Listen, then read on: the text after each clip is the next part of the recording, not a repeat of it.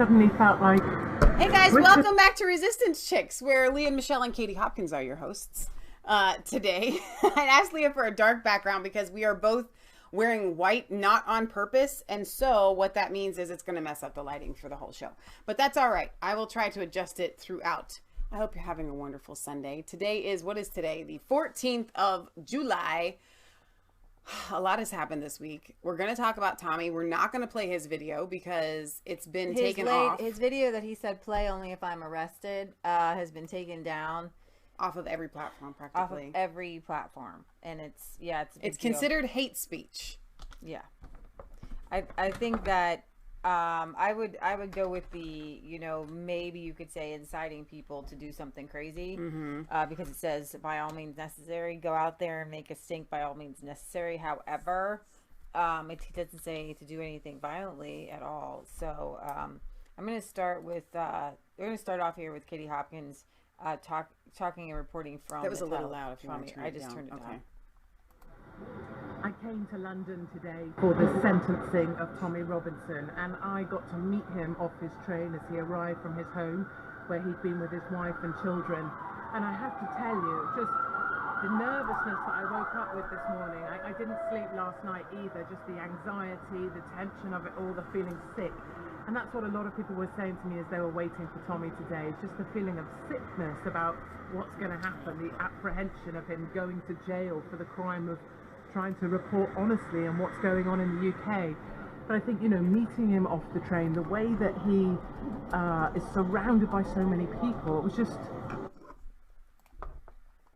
overwhelming. Just for one moment in time, I suddenly felt like Britain was alive again. Wow. Like Britain was surrounded, I was surrounded by people who thought like me, who missed the old country we used to know, who know right from wrong, who want to keep our daughters safe. It felt like, I don't know, I felt like I was surrounded by the thing I most want back, which is real British spirit. And that's what I was so proud of for Tommy, even though he's the sort of sacrificial one as we walk through the streets, just seeing people desperately reaching out to hold his hand, to touch him, to tell him to keep going. You could plug it in. People trying to put money in his hand so he can buy snacks if he goes to prison. Just all of the faces, just faces of people desperate to have something to believe in a country that they don't really believe in anymore. And I found it overwhelming. And just our little private conversation, even surrounded by thousands of people, saying to him, Tommy, can you hear? Can you hear the support? And he said, I can hear it. I know I'm not alone. I know I'm not alone. I found that really comforting, and I just spent a little bit of time privately there with Tommy's wife and was able to tell her that when he went inside that court, he was able to say, I know I'm not alone. And that was something, I felt that was really strong for his wife, who's just about holding it together. Going inside the court. I don't know how. I don't know, I find it upsetting.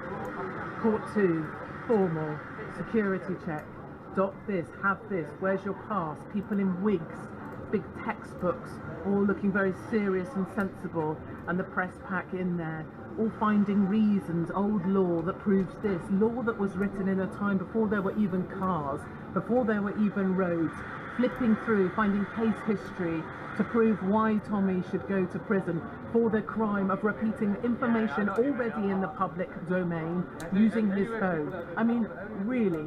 And of course, the court wanted to, the establishment wanted to find him guilty, wanted to sentence him to prison time. And despite there never having been anyone ever sent to prison for his crime, for perverting the course of justice, for contempt of court, they managed to find a reason to send Tommy to prison.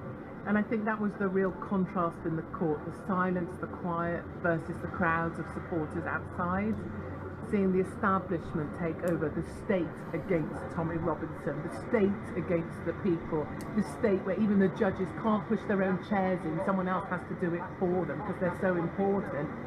And then the worst thing of all for me and for friends and colleagues there was seeing that kind of reinforced plastic cage that they put the guilty in, seeing the locks and the keys on the side of the officers, the guards in the room, and then watching him go down. physically go down steps, go down inside. And he said to me, I was just talking to him just before he got sent down, and he really is literally sent down. He said, there's 12 murder cases here today in this court. I'm the 13th case, and I will wait till the end of the day. I will be put in a van with 12 murderers, and I'll be taken to prison. And he still is incredulous that this could happen in the UK today. And I think Tommy's message, I want to reflect it fairly, is this is a warning for America. It doesn't stop with Tommy Robinson. It doesn't stop with this enemy of the states. It goes on. Someone else will be next. Me, whomever, another journalist will be next. And this will go on and on until it gets to America too. So his total sentence that he got was 9 months, but actually because of time served it's 19 weeks. And then he only has to spend half of that, not only, but half of that inside. So he will spend half of 19 weeks inside prison for the crime of causing anxiety to majority Pakistani Muslim paedophiles. This is the state of the UK, and this is the state versus Tommy Robinson. Wow. It is the state versus Tommy Robinson. None of us can. It's so funny the way that the mainstream media and people who hate Tommy Robinson say, but he's a criminal now, he's dangerous. He did commit that. Nobody knows exactly what he was convicted of, because the first charges that they charged him on, he was able to prove that he didn't commit those offenses. So they made up some more offenses to go after him. I do have I want you guys to, and I don't even want to put the link in the description, to be perfectly honest with you, because they're taking that video down. But you can go to Tommy, I think it's tr.com, or what's Tommy Robinson's website. Go to his website and you can watch the video that he put out in case he was actually sent to jail. And I think obviously he knew he was going to be. You really can't play it. Yeah, I'm not gonna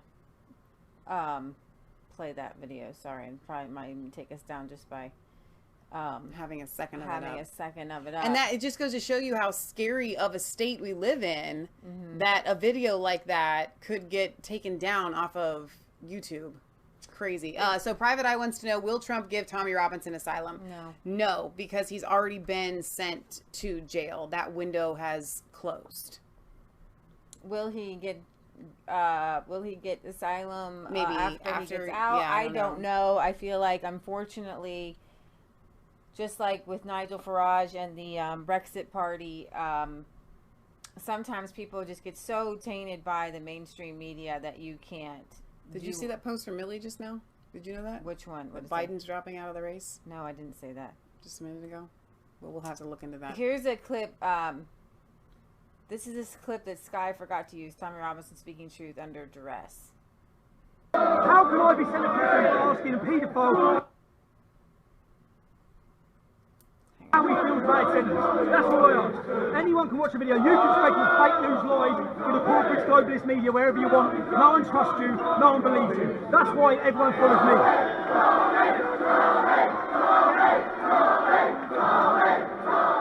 I like that shirt. Convicted of journalism. So the spirit there was fantastic, but as Mom pointed out, she goes, I wish more people would have stopped to pray. And she said that when they were streaming this, that people in the chat, she got people to pray. But the religion that shall not be named is the fastest growing religion in the UK. It is, if you're not from the religion that shall not be named, you're either an atheist, only 34% British Christian. And when you know what's right deep inside of you, but you don't have the power of God to back it up, it becomes very difficult. Right. And you need this, even if it's Catholic. This is Nicole singing "We Want God."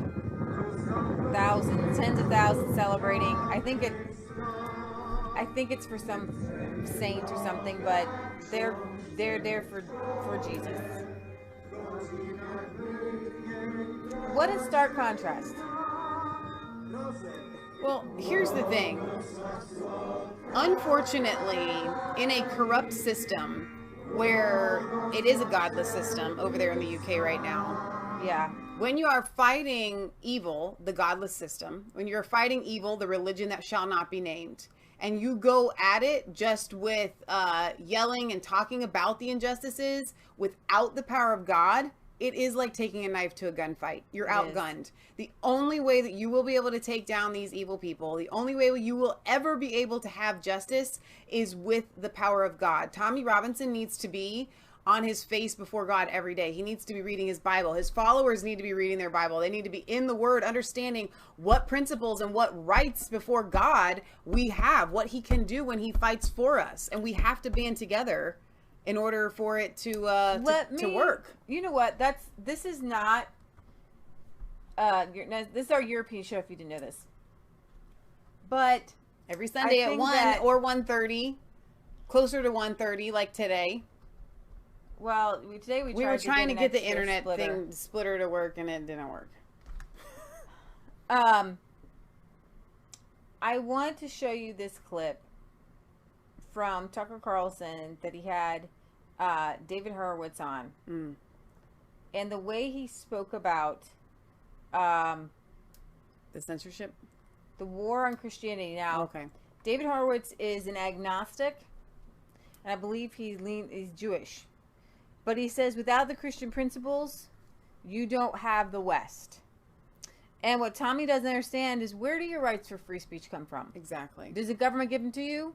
You have no right to free speech. You have no right to life and liberty and the pursuit of happiness without the underlying proposition that you are endowed with them from your creator, from birth, from being created. Right. Otherwise, hey, have at it. Evolution. It's survival of the fittest. Exactly. You don't have a right. You have no rights. There's no such thing as morality. Right. It's do what you want. If we have evolved scientifically from nothing, there is no right and wrong. There's no moral compass. What's morality? Do what you want. Do whatever you want, whenever you want. That's what the animal kingdom. Do you think the animal kingdom would be like, I ain't gonna commit adultery today because it's morally wrong? No. Have you ever seen roosters go at each other? They ain't gonna kill each other for the harem. And that is the survival of the fittest. And it was sad because we had a younger rooster come up and attack our older rooster. We finally had to put it down, and it just was really sad. But you know what? That rooster did nothing morally wrong. Right. But he went and stole all his wives. Right? He made war and stole his territory. Yeah. But that rooster did nothing morally wrong. So, if we are not endowed with consciousness from God. Exactly. We can go steal, lie, cheat, take things from other people, just like the animal kingdom does. All right? Have you ever seen a swarm of locusts come in? They daggum take up all the wheat. Them locusts think to themselves, I'm sinning or I'm doing something wrong. Right. You know what I'm saying? Those locusts did nothing morally wrong because they are insects. They don't have, what we have is a soul. We have a conscience. We know right and wrong because God gave it to us. Right. Do you understand where I'm going with this? I know exactly where you're going with this. So does my mouse on the floor. Mouse taking cheese. Did that mouse do anything morally wrong? No, I need that cheese. But we are man, and we are created by a creator. We are endowed with inalienable rights to do things right to our fellow mankind. David Horowitz is not a Christian, he's Jewish, but he knows that people of all religions owe a great deal to America's Christian heritage. He also knows that if America loses that heritage, it will not be the same country, and the country will be worse off. Unfortunately, the left aims to do just that. So Horowitz is sending America a warning. And He's just written a new book. It's called Dark Agenda, The War to Destroy Christian America. Europe. David Horowitz joins us tonight. David, thanks so much for coming on tonight. I'm with you. Why did you write this book? Tucker. It's an honor to be on the best news show on television, one where you get a dose of reality every night. Thank you. Well, thanks. So why did you write this book? Every freedom that we hold dear as Americans, every principle, equality, inalienable rights to life, liberty, and the pursuit of happiness, inclusion, tolerance, freedom of speech, every one of these originated as a Christian idea, and a Protestant Christian idea at that. And that's because 98% of the people who created this country were Protestant Christians. Before the Protestant Reformation, you had to go through the Catholic Church and its priesthood to get into heaven. But the reformers understood that churches and governments good to have the subtitles there. are institutions created by human beings and therefore subject to the corruption of human beings. And they came up with this brilliant and revolutionary idea of the priesthood of all believers. The idea being that each of us faces our Maker one-on-one without the intermediary of a church or a priesthood. He's When got you to be think Christian. about that for a moment, You can't that say that not as a only Jew. makes everybody equal, but it included black slaves. And that's why from the moment of America's birth, there was a new dawn of freedom.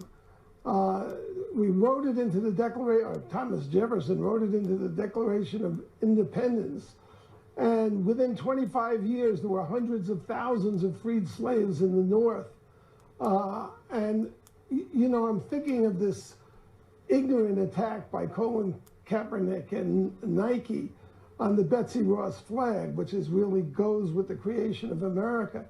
The creation of America was probably the greatest gift given to black people in 3,000 years because slavery was considered a normal institution for all those years. Unfortunately, the people who hate America on the left, and this embraces so much of the Democratic Party these days, have conducted a 50-year, 60-year attack on Christianity in this country. And they've driven prayer and religion out of the schools. You can't teach a public school child that the Pilgrims were Christians fleeing persecution. They came So for Americans economic no purposes. longer know You are taught. where their freedoms come from. And that's why, well, the Democratic Party now is, you know, in a full-scale march to eliminate a lot of the institutions that were there from the beginning, like the Electoral College. They want to do away with the Senate and so forth.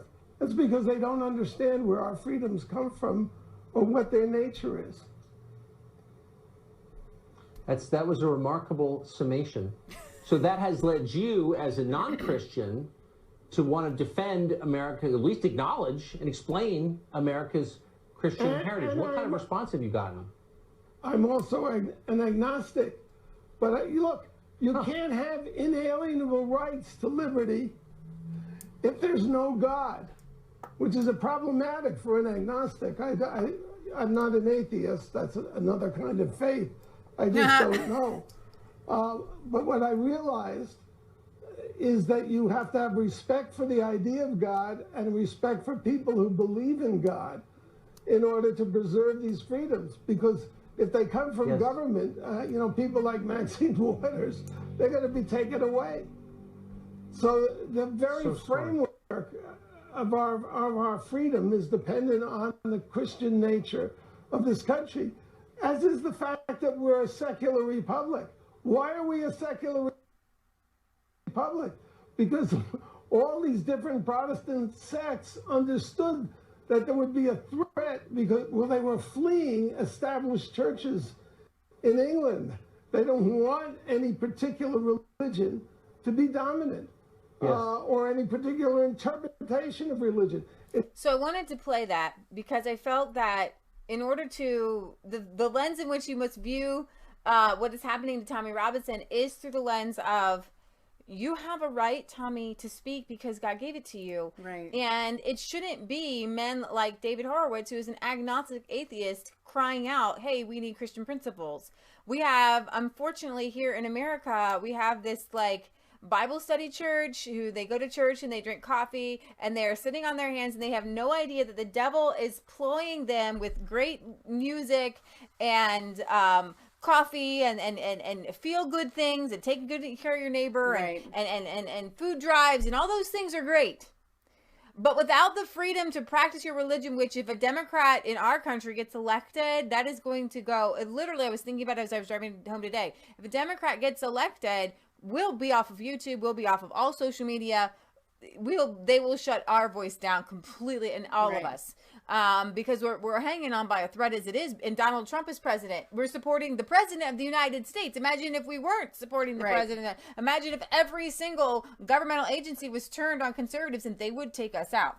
Which is exactly what they're doing to Tommy Robinson and anyone that dares to have a single independent thought. So my point is that Christians who are gagging and the Christians get so, they love being persecuted so much so they don't want to not be persecuted. That's kind of true. And it's like we've gotten to this place in America where we just got off the phone with the girl westerday who was like, but we're the last generation and things are just going to get bad. And so, you know what? You just got to chalk it up as the end times. And I'm just like, heck to the no. Okay? Because that is not the God that I serve, and that is not the Bible that I read. I was looking at it. But when we talk to people like that, we don't say it quite as awfully as you just said it. I didn't say that to her. I said it in my own head. It's an unfortunate thing that has been taught in the church today, but it's been taught by evil wolves in the church to keep Christianity complacent. Because David Barton had done a series, and I've been listening to a lot of David Barton to get the foundation of our country, and he says, listen, it really doesn't matter what is it called, eschatology. He says, regardless of what you think, pre-trib, post-trib, rapture, whatever you think, Jesus said, occupy until I come. Right. Occupy until I come. Yeah. And so that's what we need to do. And I think that what Leah's getting at is Christians are so focused on we're in the end times and all this stuff is supposed to happen that they forget occupy until I come. They forget everything. They forget everything. The book of Isaiah, and I know I'm going to preach at you because if I'm going to get Tommy Robinson safely out of prison, it will only be through the power of God. Right. Remember, it's not just a conspiracy theory. If it's the truth, we want you to like, we want you to comment and subscribe to Mass Faith 3 and our channel Resistance Chicks. You can find us on www.resistancechicks.com. Ring the bell for notifications. Patriot Gallery has us everywhere. Mines, Bitchute, Freezoxee, everywhere you can imagine. I know that Mike Adams has Brighton. They're launching new stuff there.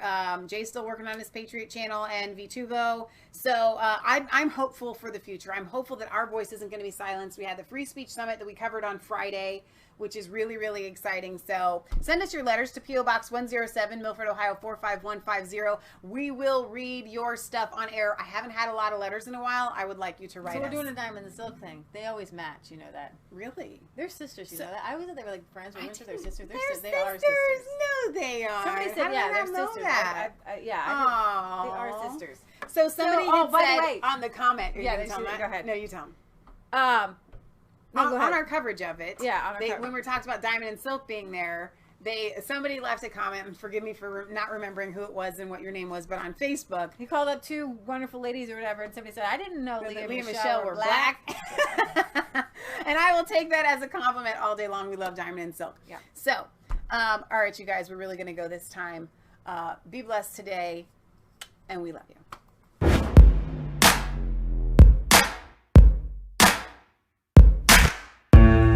It's cold.